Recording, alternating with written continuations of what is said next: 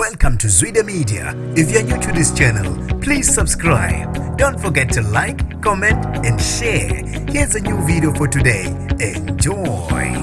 Ubuyela enkantolo umsakazi woKhozi FM uSiyamhlongo ngecala lokushaya ngenhloso yokulimaza isoka lakhe. Nginibingelele ngiphinde nginamukele ezidabeni zezwide media igama lami ngusibonga konke wakandwande Mothanda ungangibiza intatheli eka YouTube.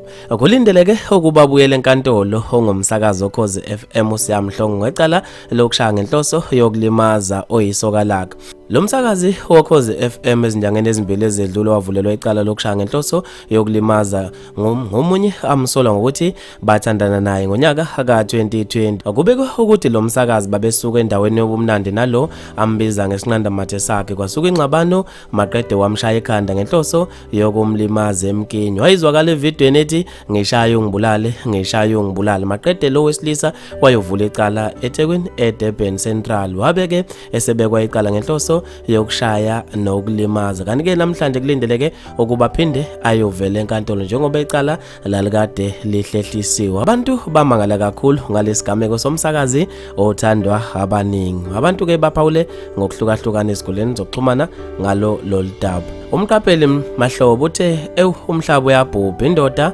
enesoko. UMJ Mzobho uthe ave nisizakala ngezinkinga zabanye abantu kodwa nje akuqali ngaye abantu bayawuthatha umphefumulo ngenxa yenu ake nimiyeke Nkosi yami. Wabesefaka ama-emoji ajabulayo. Usizwe Nkululeko uthe ngathi kwehliswa isithunzi sakhe lo mjida kanti vele bamjikijela ezinqeni hayi ezweni sakhila ayi kunzima.